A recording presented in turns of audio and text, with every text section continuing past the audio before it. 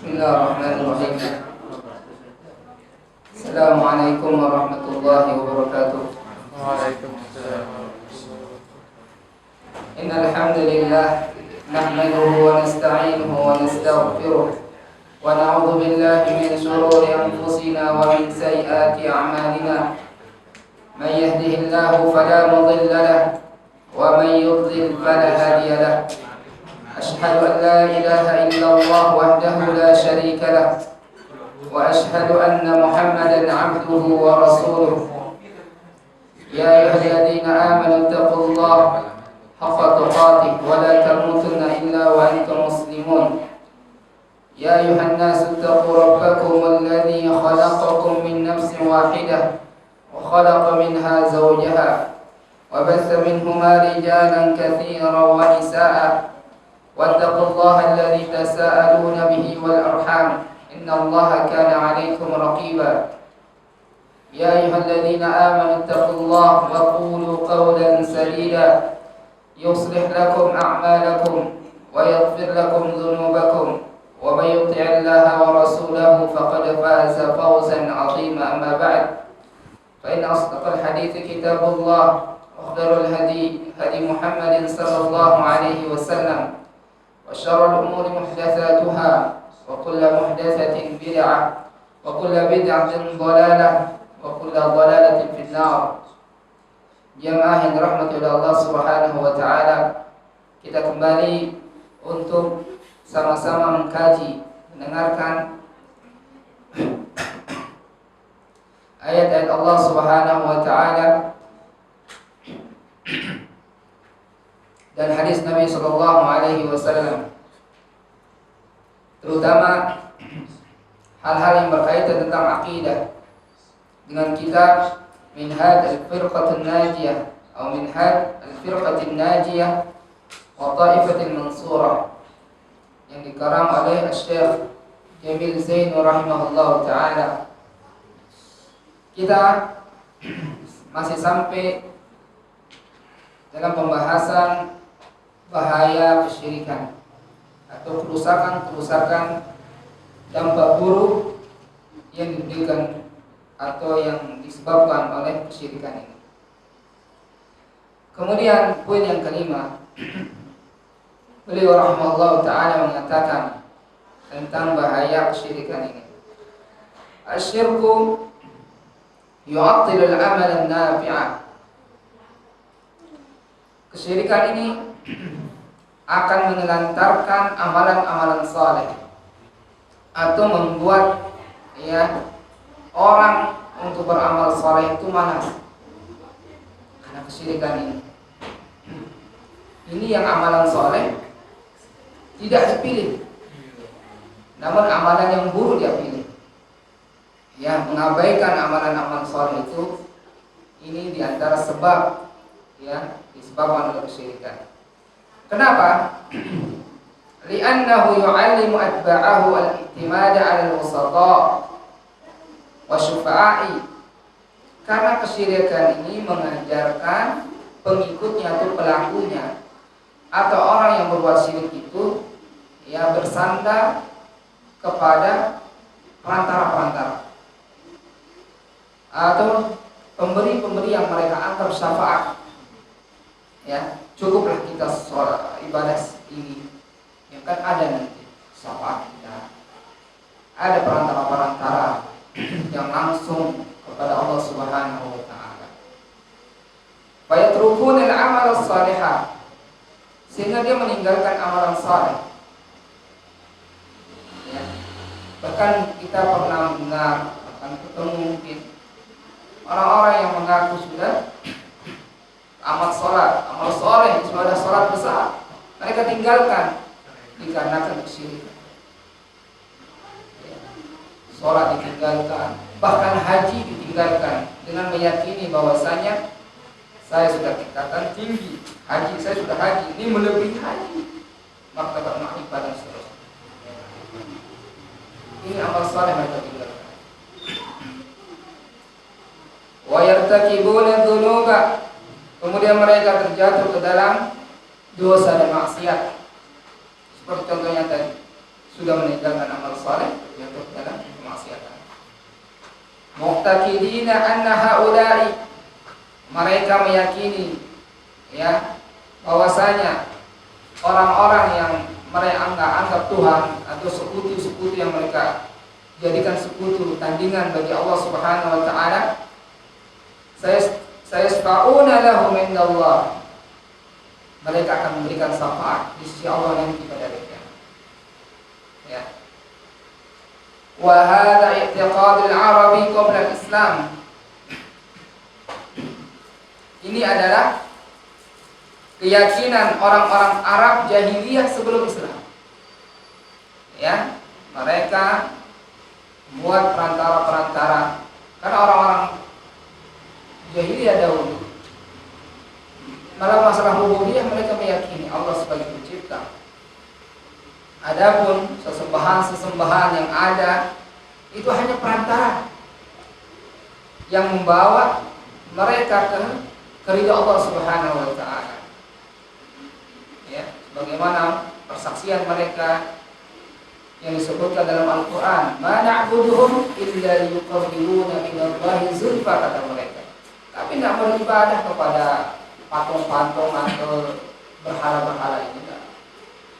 Namun kami jadikan mereka itu sebab atau hal-hal yang bisa mendekatkan kami kepada Allah. Ya, sehingga mereka mengantarkan amal saleh, ya, kemudian mereka jadikan perantara setelah mereka. Dan ini adalah keyakinan orang-orang jahiliyah zaman dahulu sebelum Islam. Ya, dan itu terjadi pada zaman sekarang. Apa bedanya berhala dengan manusia atau orang-orang soleh yang sudah mati dijadikan sekutu? Ya. Kalau dahulu orang-orang jahiliyah mereka mensekutukan Allah dengan para nabi, mereka mensekutukan Allah dengan orang-orang soleh. Namun sekarang Allah disekutukan dengan binatang. Allah disekutukan dengan orang-orang gila. Ada TV sekarang. Sekutukan Allah. Dulu ada orang-orang jahiliyah tidak. Mereka sekutukan Allah dengan orang-orang mulia, para ulama, para anbiya. Makanya kesesatan, kesyirikan zaman dahulu lebih ringan daripada zaman sekarang. Parah sekarang. Kalau dahulu mereka patung, batu, hal yang bahan mati, sesuatu yang mati, mereka keramatkan. Sekarang orang-orang yang nggak tahu, yang mungkin nggak ukuran siapa, bahkan dukun, ya, meninggal mereka sekutukan Allah. Hanya beliau mengatakan di sini keyakinan menjadikan perantara-perantara. Ya, sembahan itu menjadikan perantara menuju Allah, itu keyakinan orang jahiliyah. Sebagaimana Allah Subhanahu wa taala berfirman, "Wa ya'buduna min dunillahi ma la yadhurruhum wa la yanfa'uhum." Mereka beribadah selain kepada Allah yang tidak mendatangkan mudarat, tidak akan mendatangkan bahaya mereka sembah tersebut. Wa la yanfa'uhum, tidak mendatangkan manfaat bagi mereka. Wa yaquluna haula'i syufa'auna 'indallah. Mereka mengatakan ini nanti akan memberikan syafaat kami di hadapan Allah. Ya, dijadikan sembahan mereka orang-orang jahiliyah. Ya. Orang-orang musyrikin zaman Nabi sallallahu alaihi wasallam jadikan perantara-perantara yang mereka ibadahi selain Allah itu hanya sebagai syafaat nanti di kiamat. Ya.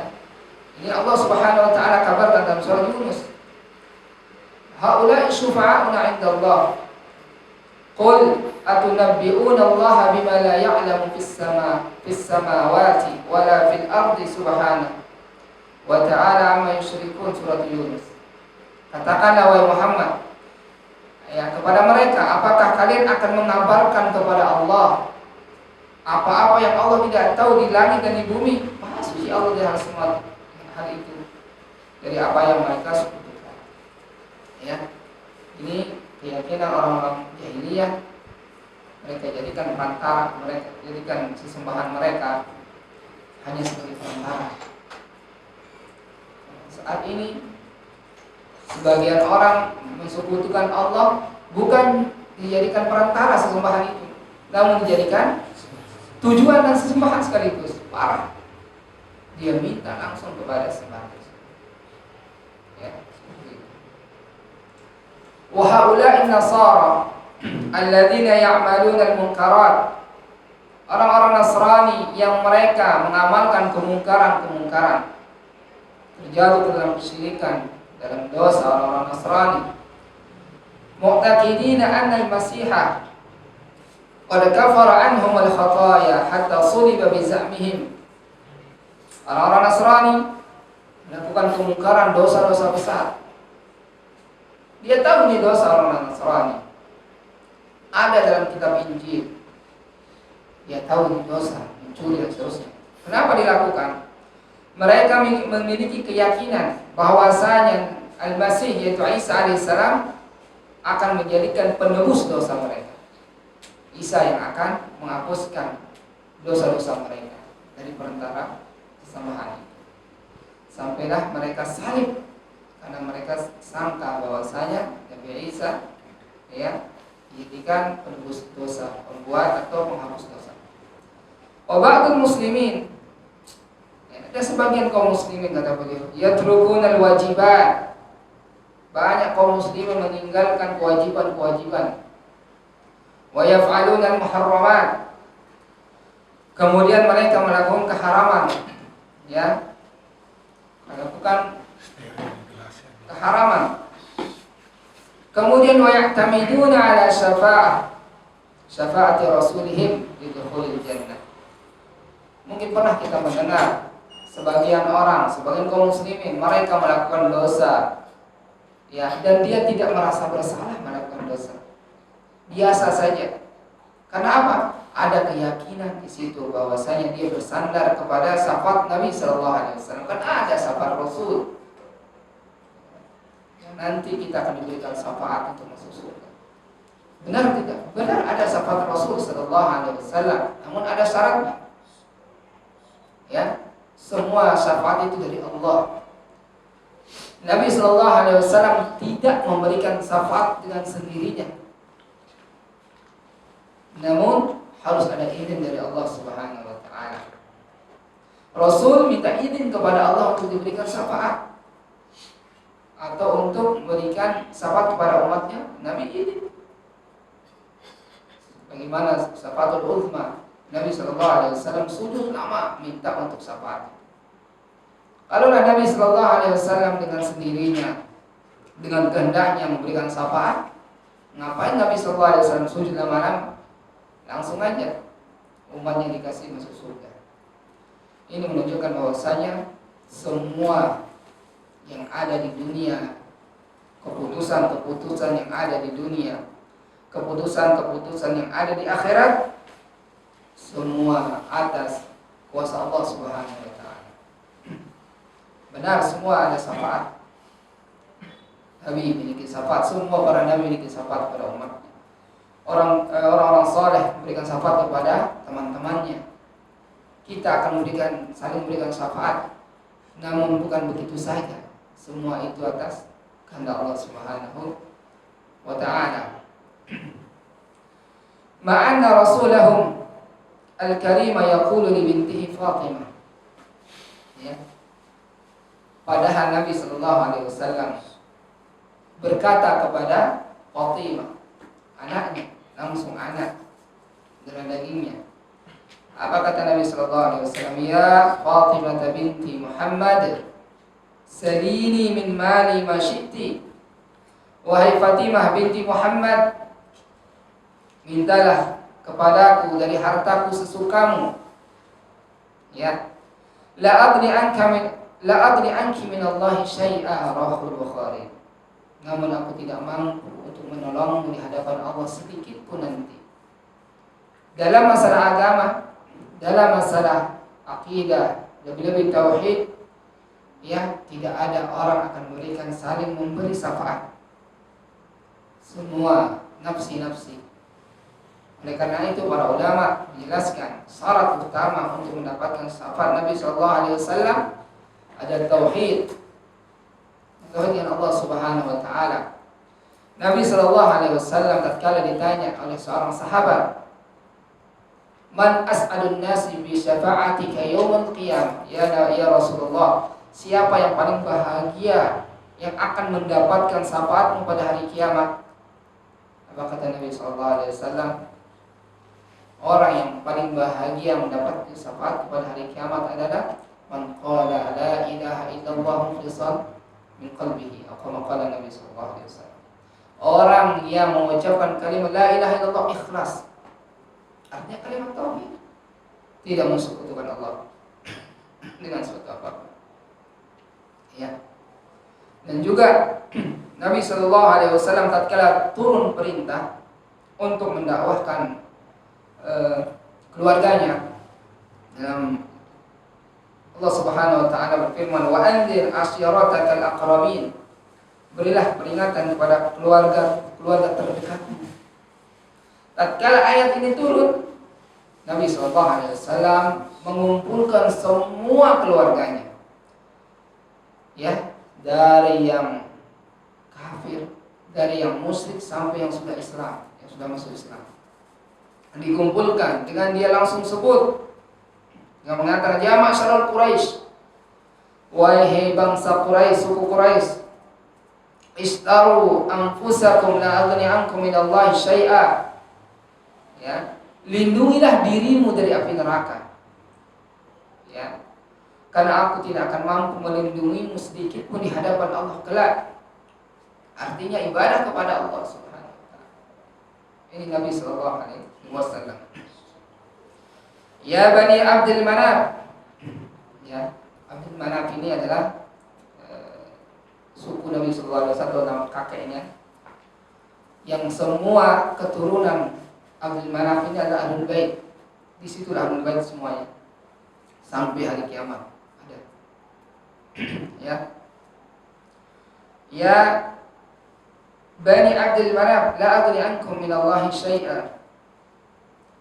Wahai keturunan Abdul Manaf, aku tidak akan mampu menolongmu di hadapan Allah sedikit pun. Artinya mereka harus belajar agama, belajar akidah, belajar tauhid.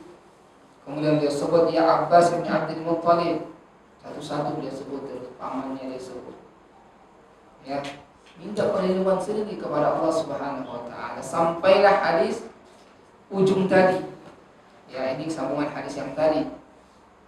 Ya Fatimah binti Muhammad, salini min mali ma syi'ti, la aghni anillahi syai'an, atau la aghni anka minallahi syai'an.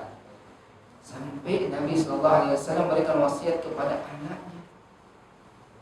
Ya, terus sekarang ada sebagian orang mengaku ahlul bait, surga, tanpa dia melakukan amalan-amalan saleh, tanpa dia bertauhid kepada Allah Subhanahu wa taala. Ya. Apakah mereka lupa dengan hadis Nabi sallallahu alaihi wasallam, "Wa man bata'a bihi amal, wa man bata'a bihi amaluhu, lam yusri bihi nasabuhu." Barang siapa yang lambat amalnya, nasabnya tidak akan mempercepat amalannya. Artinya tidak akan diperbaiki oleh nasabnya. Setinggi-tinggi nasabnya ke Nabi sallallahu alaihi wasallam, kalau dia tidak taat kepada Allah, maka sama dengan kita, sama dengan kaum muslimin yang melakukan dosa. Namun beda mereka ada di atas sedikit dengan kita. Memang Ahlul Bait memiliki keutamaan dan juga beberapa hadis Nabi sallallahu alaihi wasallam, di antara kecintaan kepada Nabi sallallahu alaihi wasallam mencintai Ahlul Bait. Namun cinta di sini bukan cinta kosong, artinya cinta dengan fisik atau cinta dunia, tidak. Kita cinta ke Ahlul Bait karena Rasul menyuruh kita, Allah menyuruh kita, karena kesolehan mereka, ketaatan mereka. Kalau dia melakukan dosa, ya tidak usah cinta, benci kemaksiatannya. Ya, karena itu lagi sekali Ahlul Bait memiliki keutamaan. Namun keutamaan ini bukan berarti dia nanti terhadap maksum. tidak terlepas atau begitu saja dia diampuni oleh Allah, tidak. Atau dia pasti masuk surga, tidak. Ahlul bait tidak dijamin masuk surga. Yang dijamin masuk surga para sahabat. Para sahabat ada yang ahlul bait, ada yang tidak. Seperti Ali bin Abi Thalib, ahlul bait dijamin masuk surga, iya, bukan karena ahlul bait yang dijamin, namun karena sahabat. Sabda Nabi sallallahu alaihi wasallam, betapa banyak ahlul bait. Imam Syafi'i rahimahullah taala ahlul bait, tapi tidak dijamin masuk surga. Tidak ada yang mengatakan Imam Syafi'i dalam hadis ataupun hadis-hadis sahih atau hasan menunjukkan bahwasanya Imam Syafi'i masuk surga. Ahlul bait tidak. Sama dengan manusia biasa, ya, namun mereka sedikit di atas kita atau orang-orang mukmin yang lainnya dalam masalah misalnya yang mencintai mereka harus melebihi, sebagaimana juga Abu Bakar radhiyallahu anhu, ya, ucapan beliau, orang yang paling aku cintai, senangi untuk menyambung silaturahmi atau berteman, ya, teman ahlul bait. Tentunya ahlul bait yang taat kepada Allah Subhanahu wa taala, ya, yang mencintai Allah dan Rasulnya. Bukan pengakuan orang-orang Syiah dia mencintai Husain, namun mereka melakukan kesyirikan dan seterusnya, ya. Kemudian yang selanjutnya di antara bahaya kesyirikan, asyirku sababul khuludi fin nar. Syirik ini membuat orang kekal dalam neraka.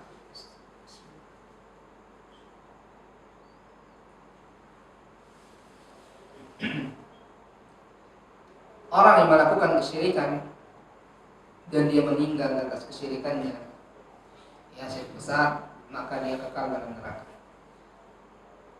Allah Subhanahu wa taala, ya, atau sebelumnya, wasyirku sababun lidhaya'i fid dunya wal 'adzabil mu'abbadi fil akhirah.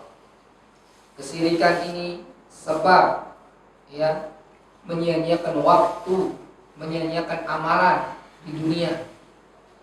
Setinggi sebanyak-banyak antum kita ini sholat atau orang sholat, puasa, haji, tiap tahun dia haji, namun dia melakukan kesyirikan, syirik besar, dia akan menghapus amalan semua, sia-sia, akan menyia-nyiakan waktu. Makanya tauhid ini adalah pondasi. Kalau kita katakan pedagang itu punya modal, ini modalnya, ya, modal utamanya. Kalau nggak punya modal, ya nggak bisa, nanti dia jadi maling dan seterusnya.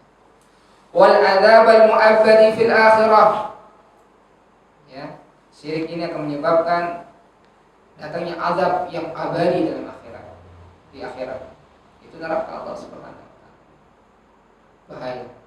Karena itu, tatkala antum pentingkan sesuatu di dunia ini, antum pentingkan akidah tauhid. Setiap hari antum harus renungkan, apakah ini syirik atau tidak, ini tauhid atau tidak, ya, apakah kita sholat ini karena Allah atau tidak. Terus istihdharun niyah, mendatangkan niat tatkala kita beramal, sholat, sedekah, membantu orang, hadirkan niat kita karena Allah Subhanahu wa taala supaya tidak sia-sia, ya.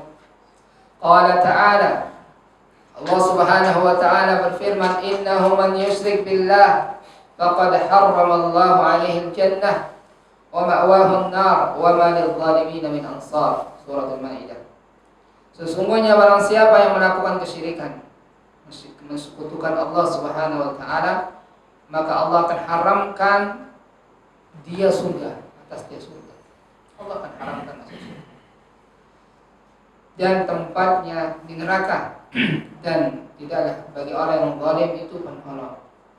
Ya, Allah Subhanahu wa taala sebutkan orang melakukan kesyirikan termasuk orang-orang yang melakukan kezaliman. Karena orang yang paling zalim adalah orang yang melakukan kesyirikan kepada Allah Subhanahu wa taala. Wa qala sallallahu alaihi wasallam, dan Nabi sallallahu alaihi wasallam bersabda, man mata wa huwa yad'u min dunillahi niddan dakhala an-nar, rawahu Bukhari.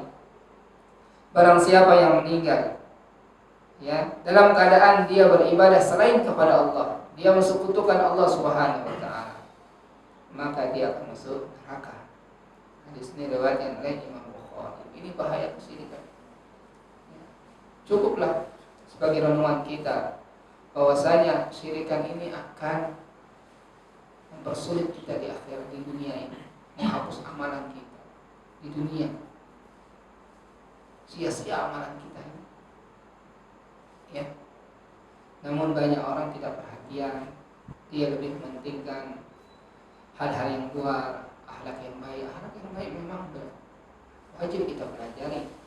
Nabi SAW diutus di muka bumi ini dengan dua tujuan, yaitu untuk mentauhidkan Allah Subhanahu wa taala dan menyempurnakan akhlak. Innama bu'ithu liutammima makarimal akhlak. Sesungguhnya aku diutus untuk menyempurnakan akhlak. Ya. Kenapa? Kalau masalah akhlak, dari lahir kita sudah berakhlak sebenarnya, secara fitrah kita. Orang-orang jahiliyah memiliki akhlak yang baik, sehingga tugas Nabi SAW untuk menyempurnakan, bukan untuk menyampaikan dasar akhlak. Dasar pokok akhlak sudah dimiliki oleh orang kafir Quraisy. Ya, apalagi kita. Artinya porsi tauhid itu lebih banyak. Akhlak adab sangat penting juga. Ya, karena kita tatkala berakhlak menunjukkan tauhid kita bagus. Bukankah akhlak yang bagus adalah berakhlak kepada Allah Subhanahu wa taala, yaitu memberikan ibadah hanya kepada Allah Subhanahu wa taala. Karena orang yang berbuat syirik adalah orang yang tidak memiliki akhlak, yang kurang ajar kepada Allah Subhanahu wa taala. Antum diberikan telinga, kita diberikan mata, kita diberikan hati, diberikan semuanya oleh Allah, namun kita mengabdikan diri kepada selain Allah. Ini kan kurang adab kita. Antum punya bos, diberikan fasilitas, diberikan hadiah, diberikan gaji, ya, namun kerjanya malas, nggak mau masuk dan seterusnya. Punya adab? Nggak beradab berarti. Namun sebagian orang yang penting baik akhlak kepada manusia, tidak harus berakhlak kepada Allah, berakhlak kepada Nabi Sallallahu Alaihi Wasallam, ya, berakhlak kepada hadis-hadis Nabi Sallallahu Alaihi Wasallam, jangan membuangnya. Kemudian yang terakhir di antara bahaya kesyirikan ini adalah asyirku yufarriqul ummata, bahwasanya kesyirikan ini memecah belah umat. Ya, bukan sebaliknya. Kalau kita dengar bahkan dari zaman Nabi Sallallahu Alaihi Wasallam disebut bahwasanya Nabi Sallallahu Alaihi Wasallam itu memisahkan antara suami dan istri, memisahkan antara bapak dan anak. Benar? Ya, memang benar. Tapi mereka dipisahkan karena tauhid. Ya, ada kekasih atau seorang bapak, sebagaimana juga Abu Bakar. Abu Bakar radhiyallahu anhu bertemu dalam perang sama bapaknya, dipisahkan. Namun ini pisah karena tauhid, untuk menyatukan mereka. Abu Bakar tatkala masuk Islam bukan kurang ajar kepada bapaknya, namun tambah sayang kepada bapaknya walaupun disakiti. Makanya ini sangat bertentangan dengan ucapan mereka bahwasanya dakwah tauhid atau kalau kita belajar tauhid kepada Allah akan memisahkan antara keluarga atau akan memecah belah teman. Tidak, bahkan sebaliknya, kita akan lebih dekat kepada mereka. Ya, namun mereka yang menjauh dengan kita. Allah Subhanahu wa taala berfirman bagaimana bahaya kesyirikan ini. Wala takunu minal musyrikin minal ladzina farraqu dinahum wa kanu syi'a kullu hizbin bima ladaihim farihun. Ya. Janganlah kalian menjadi orang-orang yang mensekutukan Allah, syirik kepada Allah Subhanahu wa taala. Nanti kita akan belajar untuk kesyirikan kita bertauhid. Janganlah kalian menjadi orang-orang musyrikin, orang-orang berbuat syirik yang mereka itu memecah belah agama ini, ya, memecah belah akidah, memecah belah ajaran, dan dia menjadi berfirqah-firqah, pecah belah, banyak-banyak kelompok, setiap kelompok merasa bangga dengan apa yang mereka miliki. Setiap keyakinan yang mereka yakini, mereka bangga dengan keyakinan tersebut. Ya, karena itu kita jangan ragu. Ya, bahwasanya tauhid dakwah Nabi Sallallahu Alaihi Wasallam beribadah hanya kepada Allah yang kita yakini sekarang, insya Allah ini yang terbaik. Jangan kita ragu, harus kita bangga. Ya, namun syaitan tidak akan pernah berhenti menggoda kita, baik dari luar maupun dalam, supaya terjatuh akidah kita, tauhid kita, yang kita akan condong kepada kesyirikan. Nauzubillah min dzalik. Ya, oleh karena itu lagi sekali bahwasanya kesyirikan ini akan memecah belah keluarga, akan memecah belah antar teman. Ya, bukankah tatkala terjadinya peperangan beribu-ribu tahun antara suku Khazraj dan Aus, Al-Aus ya, di Madinah itu berperang siang dan malam, kalah menang. Mereka berhenti berperang tatkala datangnya Nabi Sallallahu Alaihi Wasallam menyatukan hati mereka di atas tauhid, ya, tauhid kepada Allah Subhanahu Wa Taala. Oleh karena itu tidak ada yang bisa menyatukan kita melainkan tauhid kepada Allah Subhanahu Wa Taala. Kalau kita sama-sama belajar akidah yang benar, akan menyatu. Namun kalau sudah akidah ini beda, tidak akan pernah ketemu walaupun itu sama bapak kita. Namun kita harus tetap menghormati, berbuat baik, berbakti kepada keluarga. Kemudian beliau memberikan kesimpulan al-khulasah, inna kullal fusul al-mutaqaddimati tuwaddihu wuduhan taman anna syirka a'zamu amrin yajib al-ihtiraz minhu. Kata beliau, ya, Syekh Jamil Zain rahimahullah ta'ala menyimpulkan tentang bab ini, bahaya kesyirikan ini. Beliau mengatakan sesungguhnya setiap dari poin-poin tadi yang kita baca dari bahaya kesyirikan, menjelaskan bahwasanya kesyirikan ini sesuatu perkara yang besar yang harus kita jaga, yang harus kita menghindar darinya, yang harus kita tahu dia syirik itu. Jangan kita bodoh dengan kesyirikan, karena syirik ini suatu yang sangat seperti bulu lembut, ya, namun terjatuh kadang-kadang kita lupa dan seterusnya. Apalagi ada syirik al-mahabbah, syirik tawakal. Beda tawakal kita bahaya, jatuh ke kesyirikan. Sebagaimana kita sebutkan pada pertemuan yang lalu, syirkul khawf, orang terjatuh dalam kesyirikan sangat takut. Ya, karena syirik ini bukan hanya menyembah patung, meminta kepada kuburan, meminta kepada dukun dan seterusnya. Luas kesyirikan, berkaitan dengan akidah hati. Ya, karena itu pentingnya kita belajar tauhid siang dan malam. Terus kita belajar. Wa tarafu anhu. Tauhid ini sesuatu yang harus kita tonjolkan, jangan kita lemahkan. Ya, wal khawfu min at-tawarruti fihi li'annahu a'dhamu adh-dhunubi. Dan wajib kita takut untuk untuk melakukan kesyirikan, yang wajib kita takut. Ya, li'annahu, karena a'dhamu adh-dhunub, dia kesyirikan ini merupakan dosa yang paling besar.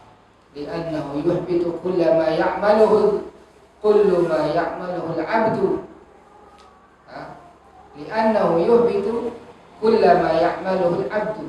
Karena kesyirikan ini akan menghapus semua yang hamba itu lakukan atau amalkan, dari yang kecil sampai yang besar terhapus. Dari nol beramal, dari dosa besar dan bahaya. Ya. Min a'malin salihatin, dari amal-amal saleh. Qad yakunu minha naf'un li ummatin wa khidmatun lil insaniyah. Ya. Kadang-kadang amalan yang dia lakukan seorang hamba ini bermanfaat untuk umat, untuk manusia, Amalan yang dia lakukan bermanfaat, mungkin jariah, dia amal jariah. Bangun sumur bisa dipakai untuk wudhu dan seterusnya. Namun yang bangun sumur ini berbuat kesyirikan, tidak manfaat amal jariah. Itu maksudnya.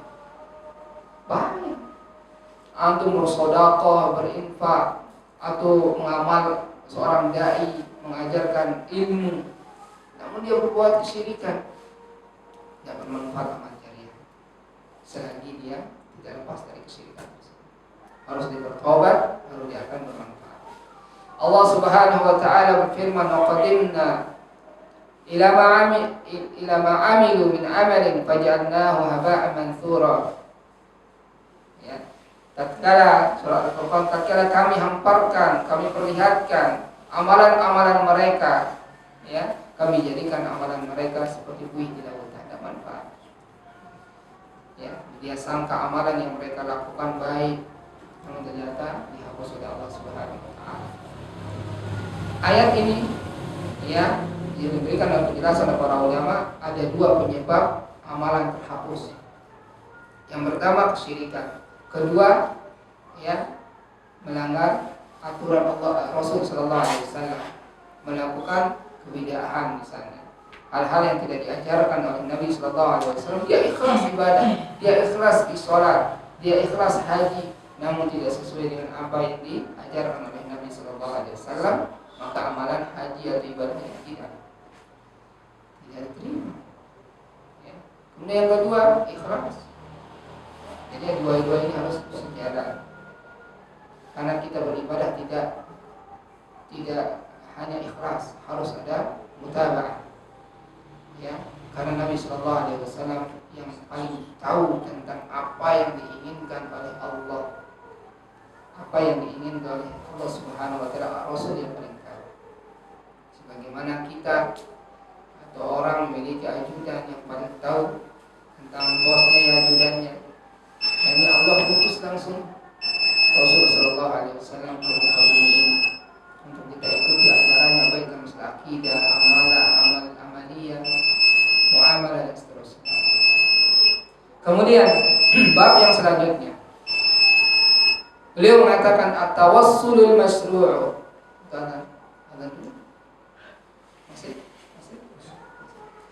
At-tawassulul masyru', yaitu tawassul masyru'. Ini memang bahaya tawasul ini, ya. Namun harus kita jelaskan. Ada tawasul yang boleh, ada yang tidak boleh. Kita akan jelaskan sekarang yang pertama, tawasul yang dibolehkan, yang disyariatkan. Lalu tawasul yang mamnu', yang tidak dibolehkan. Apa itu tawasul? Tawasul masyru', ya, perantara, sebab-sebab untuk mendekatkan diri kita kepada Allah, itu tawasul. Apapun pekerjaan, amalan yang bisa mendekatkan diri kita kepada Allah, itulah tawasul. Artinya wajib dia memiliki dalil tawasul itu. Tidak boleh kita buat-buat sendiri.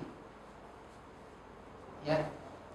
Beliau membawakan firman Allah Subhanahu wa taala, "Wahai orang-orang beriman, bertakwalah engkau kepada Allah dan carilah dan lakukanlah wasilah kepadanya." Ini dalil wasilah. Apa yang dimaksud wasilah di sini? Ya. Qatadah menerangkan dalam tafsir disebutkan juga dari tafsir Ibnu Katsir rahimahullah taala, tawassul yang wasilah yang dimaksud di sini adalah taqarrabu ilaihi bi ta'atihi. Ya, dekatkanlah diri kalian kepada Allah dengan ketaatan. Wal amali bima yardihi, dan melakukan amalan-amalan yang diridai oleh Allah. Itu namanya wasilah, tawassul, melakukan sebab-sebab yang dibolehkan, itu masyru'. Karena ada nanti sebab-sebab yang tidak dibolehkan untuk bertawassul. Kemudian Syekh Syiqiti rahimahullah ta'ala menjelaskan tentang tawassul ini, ayat ini. I'lam anna jumhur al-ulama'i, sungguhnya jumhur ulama, kebanyakan ulama, annal murada bil wasilah huna yang dimaksud dengan wasilah dalam ayat ini adalah wal qurbatu ila Allah, yaitu mendekatkan diri kepada Allah. Dengan apa? Bimtithali awamirihi, dengan melakukan perintah-perintah Allah. Itu semua yang kita lakukan ini adalah tawassul. Kita sholat ini bertawassul supaya sampai kepada Allah, membuat Allah itu ridho. Semua perintah Allah yang kita lakukan itu tawassul. Ya. Wajtinabi nawahi, dan menjauhi larangan Allah itu tawassul. Kita tidak melakukan kemaksiatan, kita takut maksiat supaya tidak terjatuh. Kita bertawassul, mendekatkan diri kepada Allah Subhanahu wa taala. Ya. Ala wafqi ma jaa bihi Muhammad sallallahu alaihi wasallam, atau wifqi, ya. Sesuai apa yang disepakati atau yang disesuaikan dengan apa-apa yang dibawa oleh Nabi sallallahu alaihi wasallam. Artinya dalam hadis-hadis yang sahih yang jelaskan bolehnya tawassul bil ikhlasi bidzalika lillahi ta'ala, tentunya dengan ikhlas kepada Allah Subhanahu wa taala. Ya, jadinya tawassul yang dimaksud dalam ayat ini, wasilah yang dimaksud dalam ayat ini adalah melakukan perintah Allah dan menjauhi larangannya. Ya, ini tafsir seorang tabi'in, bahkan muridnya sahabat, penafsiran sahabat dari zaman dahulu sampai sekarang. Ya, seperti Ibnu Katsir, ya, atau tafsir-tafsir setelahnya itu sama. Karena ilmu ini adalah naql, menukil. Ya. Ilmu tafsir sudah ada dari zaman dahulu. Artinya penafsiran Al-Qur'an sudah ditafsir oleh para sahabat, tinggal kita cari tafsiran para sahabat. Kemudian oleh murid-muridnya. Terus tabi'in. Ya, sama antum baca tafsir Ibnu Katsir yang dibawakan tafsirnya Ibnu Abbas. Tafsirnya Mujahid, tabi'in dan seterusnya. Ya, kita akan dulu. Wallahu ta'ala alam.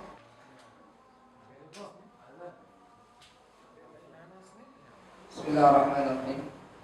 Alhamdulillah wassalatu wassalamu ala Rasulillah wa ala alihi washabbihi wasallam.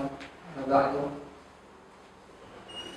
Kita lanjutkan tentang tawassul masyru'. Secara umum tawassul masyru' ini dibagi atau ada tiga hal atau tiga macam. Yang pertama, tawassul dengan nama dan sifat-sifat Allah Subhanahu wa taala. Dan ini disebutkan oleh para ulama dalam kitab-kitab aqidah. Bertawassul kepada atau bertawassul dengan nama dan sifat-sifat Allah Subhanahu wa taala. Ini dijelaskan di sini. Yang kedua, bertawassul dengan amal saleh yang disebutkan tadi. Ya.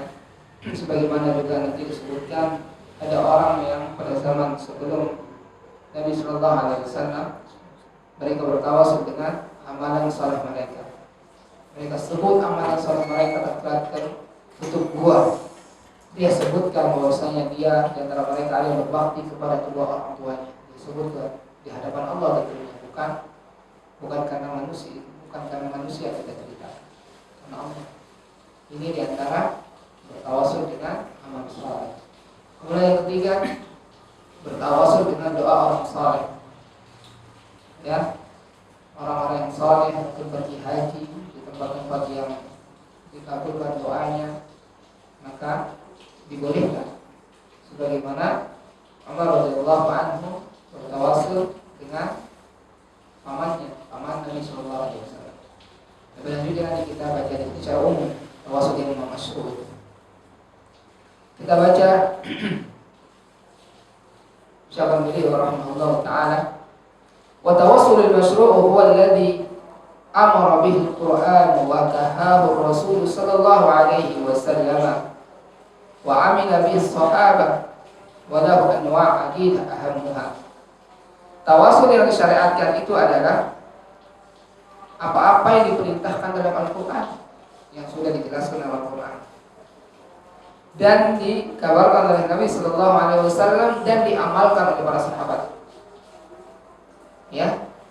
Amalan sahabat secara umum secara ijma mereka, maka itu dalil bagi untuk kita. Ya, kesepakatan para sahabat. Dan tawasul ini ada beberapa contoh yang terjenis dan yang paling utama kata beliau. Yang pertama, at-tawassulu bil iman. Ya, ada termasuk amal soleh di sini. Kemudian disebutkan contoh-contohnya sekarang. Bertawasul dengan keimanan. Ya, kita sudah beriman kepada Allah, kita bertawasul dengan keimanan kita. Qala ta'ala yahki tawassula ibadihi bi imanihim. Allah Subhanahu wa taala mengabarkan tentang tawasul hamba-hambanya disebabkan iman, dengan iman dia bertawasul dengan keimanan mereka. Dalam surat Ali Imran Allah Subhanahu wa taala berfirman, Rabbana innana sami'na munadiyan yunadi lil iman an aminu bi rabbikum fa amanna rabbana faghfir lana dhunubana wa kaffir anha sayyi'atina wa tawaffana ma'al abrar. Ya. Mereka mengatakan, wahai Rabb kami, sesungguhnya kami mendengar orang-orang yang sudah menyeru munadi lil iman. Kami mendengar orang-orang yang menyuruhkan untuk kami beriman. Ya, dengan mengatakan berimanlah kalian kepada Rabb kalian. Kemudian mereka mengatakan, fa amanna, wahai Allah, betul kami beriman. Ya, maka ampunilah dosa-dosa kami dan hapuslah kesalahan-kesalahan kami dan wafatkanlah kami bersama orang-orang yang baik. Artinya temukan kami nanti di akhirat, satukan kami dengan orang-orang yang saleh. Dalam ayat ini menjelaskan bahwasanya atau Allah Subhanahu wa taala mengabarkan ada seorang yang bertawasul dengan keimanannya. Ini termasuk amal soleh yang kita sebutkan tadi, bertawasul dengan amal soleh, dan iman termasuk amal soleh yang paling tinggi. Yang kita sebut, ya Allah aku sudah beriman. Kalau kita sendiri bermunajat kepada Allah, sering-sering bertawasul, langsung minta kepada Allah Subhanahu wa taala. Ini yang pertama. Kemudian yang kedua, at-tawassul bi tauhidillah subhanahu wa ta'ala. Bertawasul dengan amalan tauhid. Dan kalau kita mau bertawasul dengan amal soleh, tawasul yang paling utama yang kita lakukan bertawasul dengan akidah, dengan iman, dengan tauhid kepada Allah Subhanahu wa taala.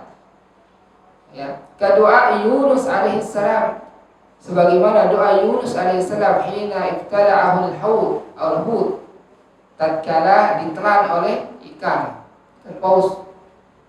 Nabi Yunus dimakan ikan paus. Fanada fil dhulumat, kemudian beliau berdoa dalam kegelapan dengan mengatakan, dengan bertawasul dengan mengatakan, la ilaha illa anta subhanaka inni kuntu minadh dhalimin. Ya, tidak ada ilah yang berhak diibadahi melainkan Engkau, Maha Suci Engkau. Dengan kalimat tauhid. Ya. Sesungguhnya aku termasuk orang-orang yang melakukan kezaliman. Fastajabna lahu. Ya, kemudian kami kabulkan permintaannya. Wa najaynahu, kemudian kami bantu, kami tolong minal ghammi wa kadzalika nunji al-mu'minin. Surat Al-Anbiya. Ya, kami tolong dia dari kebingungan. Demikianlah kami tolong orang-orang yang beriman kepada Allah Subhanahu wa taala. Ini perlu kita praktekkan tatkala kita berdoa, kita bertawasul dengan tauhid. Ya, beribadah hanya dengan mengucapkan la ilaha illallah. Bertawasul dengan keimanan, mengaku keimanan, seterusnya. Ini merupakan amalan-amalannya yang saleh. Ya. Yang nanti disebutkan tawasul yang memang itu kemungkaran yang harus kita hindari. Ya, mungkin ini saya bisa sampaikan. Ya, kurang yang kita mohon maaf. Semoga bermanfaat. Ya, subhanallahumma wa bihamdika, asyhadu an la ilaha illa anta, astaghfiruka wa atubu ilaik. Assalamualaikum.